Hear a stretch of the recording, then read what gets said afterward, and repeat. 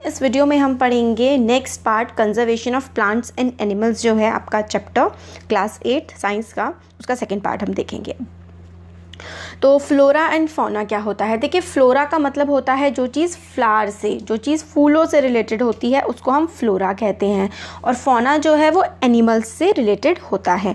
अब children walk around biosphere के around घूम रहे हैं, वो अप्रिशिएट करते हैं, मतलब उनको अच्छा लगता है जो ग्रीन कलर के, ग्रीन इतने सुंदर फॉरेस्ट हैं उसको देख करके, और जो टॉल टीक ट्रीज़ हैं, एनिमल्स जो हैं फॉरेस्ट के अंदर, उन सब को देख करके वो काफ़ी ज़्यादा खुश होते हैं। सडनली एकदम से क्या होता है कि पहेली को एक रैबिट मिलता है और वो चाहती है कि मतलब मैं उसे पकड़ ले, और वो उसके पीछे भागना शुरू कर देती है। फिर प्रोफेसर अहमद उसको रोकते हैं। वो एक्सप्लेन करते हैं कि एनिमल्स जो हैं वो कंफर्टेबल और काफ़ी हैप्पी होते हैं अपने हैबिटेट में, मतलब जैसे कि आप अपने घर में कंफर्टेबल होते हैं, अच्छा लगता है आपको, ऐसे ही एनिमल्स को जंगल में अच्छा लगता है। तो टीचर उन्हें बताते हैं कि हमें उन एनिमल्स को डिस्टर्ब नहीं करना चाहिए, और वो एक्सप्लेन करते हैं कि एनिमल्स, प्लांट्स, चाहे वो किसी भी एरिया को बिलोंग करते हों, उस एरिया में रहना उन्हें काफ़ी पसंद होता है। The plants and animals found in a particular area are termed as flora and fauna. तो किसी एरिया में जो प्लांट्स और एनिमल्स होते हैं उनको हम प्लांट्स को फ्लोरा और एनिमल्स को फौना कहते हैं। तो फिर हमें यही साल, टीक जो है इसमें बताया गया है, साल, टीक, मैंगो, जामुन, सिल्वर फर्स, अर्जुन, ये सारे के सारे जो हैं ये क्या हैं? ये प्लांट के स्पीशीज़ हैं। और फ्लोरा है, मतलब है ना, चिंकारा और ब्लूबुल जो है, बाकिंग डियर, चीतल, ये सारे के सारे फौना के एग्जाम्पल्स हैं पचमढ़ी बायोस्फीयर रिजर्व के। तो चीतल, लेपर्ड, वाइल्ड डॉग, वुल्फ, ये पचमढ़ी डॉग में फौना है, जानवर मिलते हैं। ये देखिए लेपर्ड कितना सुंदर लग रहा है, छोटा बेबी लेपर्ड है ये, है ना। अब एंडेमिक स्पीशीज़ क्या होते हैं? देखिए, ऐसे स्पीशीज़ जो किसी पर्टिकुलर एरिया में मिलते हैं, उस जगह किसी पर्टिकुलर एरिया में पाए जाते हैं, वो एंडेमिक स्पीशी होते हैं। Endemic species are those species of plants and animals which are found exclusively in a particular area. वो आपको उसी जगह पर मिलेंगे, एक जगह होगी और उसी जगह पर सिर्फ वो मिलेंगे। तो ऐसे जो प्लांट या फिर एनिमल के स्पीशी होते हैं उसको हम एंडेमिक कहते हैं। तो वही कि बच्चे स्क्विरल के पीछे घूम रहे थे और बड़ी सी उन्हें काफ़ी फ्लफ़ी टेल की, मतलब मोटी सी पूंछ वाली स्क्विरल उन्हें दिखी, और बच्चों को मतलब बड़े अच्छे से लगी वो। तो माधव जी ने बताया कि ये जाइंट स्क्विरल है और एंडेमिक है इस एरिया की। तो जाइंट स्क्विरल कहाँ पर मिलती है? पचमढ़ी बायोस्फीयर रिजर्व वाली रीजन में मिलती है। फिर इसमें यही बता रहे हैं, पर्टिकुलर टाइप ऑफ एनिमल और प्लांट में be endemic to a zone, state और कंट्री। तो कोई एनिमल जो है वो किसी एक पर्टिकुलर एरिया में या देश में एंडेमिक हो सकता है। फिर Madhav ji shows sal and wild mango as two examples. ये देखिए, ये वाइल्ड मैंगो का ट्री है, जंगली जो आम होता है। 2 एग्जाम्पल बताए हैं एंडेमिक फ्लोरा और पचमढ़ी के, ठीक है। तो साल हो गया, मैंगो ट्री हो गया, ये पचमढ़ी में पाए जाते हैं। और कौन कौन से हैं? बाइजन, अगर हम जानवरों की बात करें तो bison, Indian giant squirrel, flying squirrel endemic है। तो देखिए, फ्लाइंग, उड़ने वाली भी गिलहरी होती है। फ्लाइंग स्क्विरल, जाइंट स्क्विरल, बाइजन, ये सारे के सारे पचमढ़ी बायोस्फीयर रिजर्व वाले रीजन के एंडेमिक हैं। और इन लोगों को मगर काफ़ी नुकसान पहुंच रहा है, जो बायोडाइवर्सिटी का, मतलब फॉरेस्ट का डिस्ट्रक्शन हो रहा है, पॉपुलेशन हमारी बढ़ रही है, उसकी वजह से हम जंगल काट रहे हैं। तो इसकी वजह से प्लांट्स और एनिमल के स्पीशीज़ को काफ़ी ज़्यादा नुकसान पहुँच रहा है। स्पीशी का क्या मतलब होता है? ऐसी पॉपुलेशन जो केपेबल हो इंटरब्रीडिंग के, मतलब जैसे कि वो आपस में इंटरब्रीड करके ऑफस्प्रिंग, बच्चे पैदा कर सकें। तो यही एक पर्टिकुलर स्पीशी होती है। जैसे कि हम ह्यूमन स्पीशी हैं तो ऑफस्प्रिंग पैदा कर सकते हैं ना, बच्चे पैदा कर सकते हैं। जैसे डॉग जो हैं वो एक स्पीशी है, वो भी अपने ऑफस्प्रिंग पैदा कर सकते हैं। तो हमने बायोस्फीयर रिजर्व के फ्लोरा फौना के बारे में देख लिया। अब वाइल्ड लाइफ सेंचुरी, तो पचमढ़ी में वाइल्ड लाइफ सेंचुरी भी है। प्रोफेसर अहमद एक्सप्लेन करते हैं कि किलिंग, मतलब शिकार करना या फिर जानवरों को पकड़ना जो है वो काफ़ी, मतलब दंडनीय अपराध है, पनिशेबल ऑफेंस है हर जगह पर। वाइल्ड लाइफ सेंचुरी जो होती हैं वो ऐसे रिजर्व फॉरेस्ट होते हैं जो प्रोटेक्शन प्रोवाइड करते हैं और सुटेबल लिविंग कंडीशन देते हैं वाइल्ड एनिमल्स को। तो मतलब बिल्कुल जंगलों की तरह इस तरीके से बनाई जाती है जैसे कि उनका नेचुरली घर हो जानवरों का, तो वो वाइल्ड लाइफ सेंचुरी होती हैं। और कुछ एक्टिविटीज़ जो हैं अलाउड होती हैं, कुछ काम कर सकते हैं इसमें वाइल्ड लाइफ सेंचुरी में, जैसे कि ग्रेजिंग बाय मतलब जो वो है ना गाय भैंस जिसमें चर सकती हैं, मेडिसिनल प्लांट कलेक्ट कर सकते हैं, फायरवुड कलेक्ट कर सकते हैं, मतलब जैसे कि जो दवाइयाँ वगैरह है ना वो वाइल्ड लाइफ सेंचुरी वाले इलाके से ली जा सकती हैं और गाय भैंस वगैरह चराए जा सकते हैं। अब इसमें आगे बताया गया कि कुछ तो थ्रेटेंड वाइल्ड एनिमल्स हैं, जिनको थ्रेटेंड का मतलब है जिनको हम लोगों से नुकसान है, मतलब जो काफ़ी ज़्यादा जिनकी डेथ हो रही है या वो किस तरीके से के खतरे में हैं। तो उनके एग्जाम्पल हैं ब्लैक बक, वाइट आइड बक, elephant, golden cat, pink headed duck, घड़ियाल, मार्शन घड़ियाल और मार्श जो हैं क्रोकोडाइल होते हैं, पाइथन हो गए, राइनो हो गए, इनको प्रोटेक्ट करके रखा जाता है इस रीजन में। और फिर ये कहते हैं कि मतलब कितनी बुरी बात है, इट्स पिटी, मतलब काफ़ी ख़राब बात है कि जो प्रोटेक्टेड फॉरेस्ट होते हैं वो भी सेफ़ नहीं हैं और लोग जो हैं उसमें आ जाते हैं और एरिया को डिस्ट्रॉय कर देते हैं।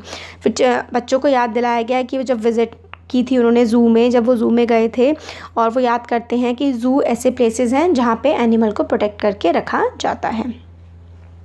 अब आगे इसमें है नेशनल पार्क। तो नेशनल पार्क जो है इसी में है पचमढ़ी बायोस्फीयर रिजर्व में सतपुरा नेशनल पार्क भी मिलता है। तो इसमें क्या है, तो ये सतपुरा जो है ये नेशनल पार्क है जो कि बायोस्फीयर रिजर्व, पचमढ़ी के बायोस्फीयर रिजर्व के अंदर सतपुरा नेशनल पार्क आता है। यहाँ पे जो है काफ़ी सारा इकोसिस्टम है जिसको प्रोटेक्ट किया जा रहा है, एनिमल्स हैं, प्लांट्स हैं और यहाँ पे प्रिजर्व किया जाता है flora, fauna, landscape, historic objects को। सतपुरा जो नेशनल पार्क है ये फर्स्ट रिजर्व फॉरेस्ट था इंडिया का। तो सतपुरा नेशनल पार्क बहुत इंपॉर्टेंट है कि पहला रिजर्व फॉरेस्ट कौन सा था इंडिया का, तो इसका आंसर हो जाएगा सतपुरा नेशनल पार्क।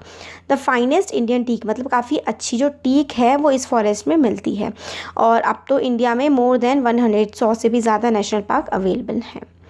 अब इसमें हमें बताया गया है कि रॉक शेल्टर का मतलब है जो पत्थर की बनी हुई गुफाएं हैं ना, वो सतपुरा नेशनल पार्क में मिलती हैं और काफ़ी प्री हिस्टोरिक, काफ़ी पुरानी, कई सदियों पुराने इसमें जंगल हैं और जो केव्स हैं वो पाई जाती हैं और काफ़ी प्रिमिटिव पुराने जो लोग हुआ करते थे हज़ारों सालों पहले वो इनमें रहा करते थे। यहाँ पे रॉक पेंटिंग्स भी मिलती हैं, मतलब जो वो है ना गुफाएं, उसमें काफ़ी सारी पेंटिंग्स भी बनाई गई हैं।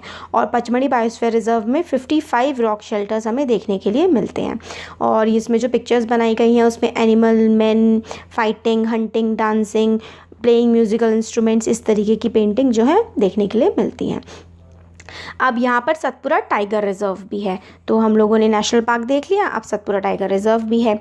और प्रोजेक्ट टाइगर जो है लॉन्च किया गया था गवर्नमेंट के द्वारा टाइगर्स को बचाने के लिए, टाइगर्स को प्रोटेक्ट करने के लिए, ताकि टाइगर की पॉपुलेशन जो है इंडिया में मेंटेन रहे, इसलिए प्रोजेक्ट टाइगर स्टार्ट किया गया था।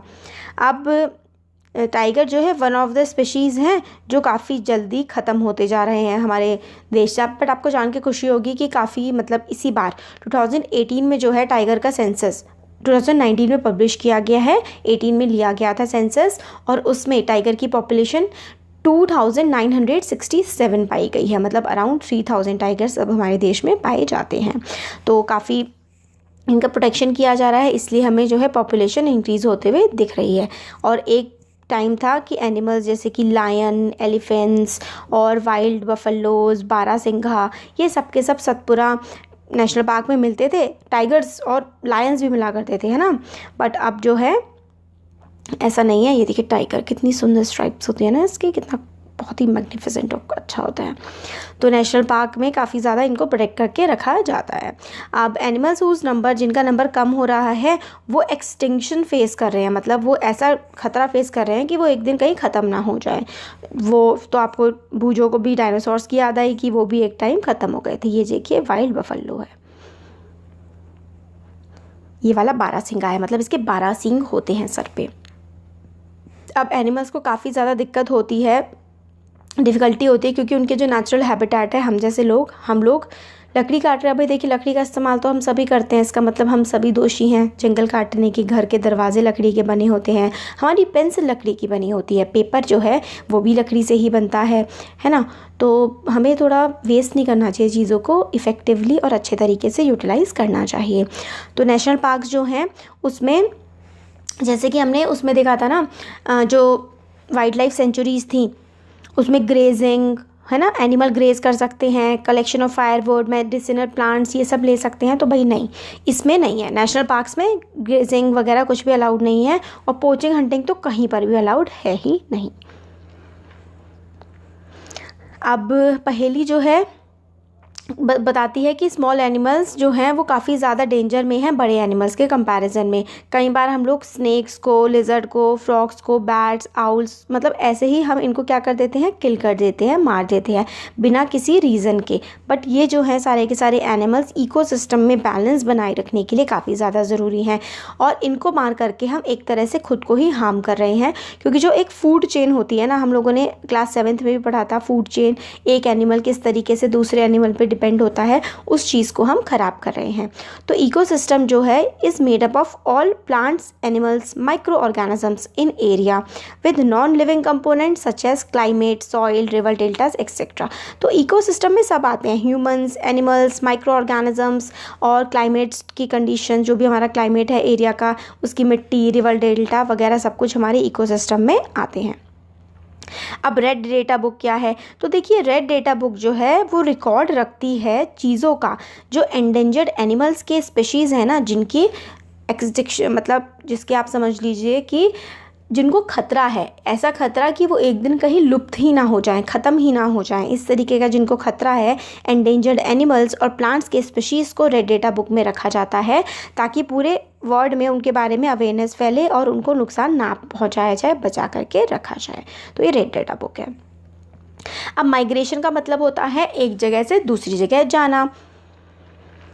तो एक्सक्लूजन पार्टी है जो फॉरेस्ट में घूम रहे थे माधव जी के गाइडेंस के अंदर, तो ये आगे को बढ़े और वो तवा रिवर, जो तवा, अच्छा यहाँ पे रिजर्वायर के बारे में बात कर रहे हैं, तवा रिजर्वायर जो है, तवा रिवर का भी नाम है एक, तवा रिजर्वायर के पास उन लोगों ने रुक करके थोड़ा सा रिलैक्स किया। रिजर्वायर वही होता है कि पानी भरा हुआ होता है ना, तवा रिजर्वायर के पास उन्होंने पानी, मतलब आराम किया, पानी के पास बैठ करके उन्होंने बर्ड्स को देखा। माधव जी ने बच्चों को बताया कि ये जो है माइग्रेटरी बर्ड है। माइग्रेटरी बर्ड का मतलब है जो एक जगह से दूसरी जगह घूमती रहती हैं, और दुनिया के अलग अलग हिस्सों में ये बर्ड जो है जाती हैं।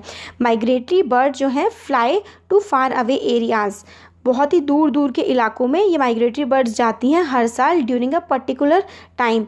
एक जैसे कि किसी एक पर्टिकुलर टाइम पे, जैसे ठंडियों में जो साइबेरियन, जब वहाँ पे साइबेरिया में बहुत ज़्यादा ठंड पड़ती है ना, तो साइबेरियन क्रेन जो है हमारे देश से हो करके साउथ अफ्रीका तक जाती है। तो बर्ड्स जो है वो काफ़ी ज़्यादा माइग्रेट करती हैं और कई हज़ारों किलोमीटर जो है वो ट्रैवल करती हैं, ताकि वो ठंड से या फिर ऐसे इनहॉस्पिटेबल एनवायरनमेंट, जो एनवायरनमेंट उनके लिए नुकसानदेह है, उससे बचने के लिए वो हज़ारों किलोमीटर ट्रैवल करती हैं। अब रिसाइकलिंग ऑफ पेपर, भाई देखिए क्यों, ट्री जो है, जो प्रोफेसर अहमद हैं, उन्होंने सब सारे बच्चों को बताया कि 17 फुल ग्रोन ट्रीज़ की ज़रूरत होती है to make 1 ton of paper. 1 ton paper अगर आपको बनाना है, टन मतलब वेट के हिसाब से, अगर 1 टन पेपर बनाना है ना, तो 17 पूरे बड़े 17 पेड़ों को आपको काटना पड़ता है। तो देखिए, पेपर मत बर्बाद करा करिए। देयरफॉर हम लोगों को क्या है, पेपर सेव करने चाहिए, और पेपर को रिसाइकिल किया जा सकता है 5 से 7 टाइम्स, और हर किसी बच्चे को saves at least 1 sheet of paper in a day. 1 sheet of paper बच्चे को ज़रूर बचानी चाहिए, ताकि हम लोग कुछ पेड़ों को पूरे साल में कटने से बचा सकें। हम लोगों को पेपर को रीयूज़ करना चाहिए, रिसाइकल करना चाहिए, और इससे ना ही हम सिर्फ और सिर्फ पेड़ों को बचाएंगे, हम लोग पानी को, एनर्जी को, सारी की सारी चीज़ों को बचाएंगे, और हार्मफुल केमिकल्स जो कि पेपर मेकिंग में यूज़ होते हैं वो भी रिड्यूस हो जाएंगे। और हम जानवरों का जो घर है, जंगल, पेड़ों से ही तो जंगल बना होता है, तो जानवरों के घर को भी हम बचाएंगे इस तरीके से। तो चैप्टर ऑलमोस्ट हमारा ख़त्म ही होने वाला है। तो देखिए, देखिए डिफॉरेस्टेशन का मतलब होता है पेड़ों को काटना, तो रिफॉरेस्टेशन का मतलब क्या हो जाएगा, पेड़ों को लगाना। तो रिफॉरेस्टेशन होता है, reforestation is restocking of the destroyed forest by planting new trees. नए ट्रीज को लगाना, जो मान लीजिए कोई एरिया में पेड़ थे, उनको काट दिया था पहले, बट फिर दोबारा से उस जगह पर पेड़ लगाना, इसी को हम रिफॉरेस्टेशन कहते हैं। तो प्लांटेड ट्रीज़ जो हैं वो जनरली सेम स्पेशीज़ के ही लगाने चाहिए। जो उस फॉरेस्ट में जिस तरीके के पहले प्लांट लगे हुए थे ना, उसी तरीके के प्लांट हमें लगाने चाहिए।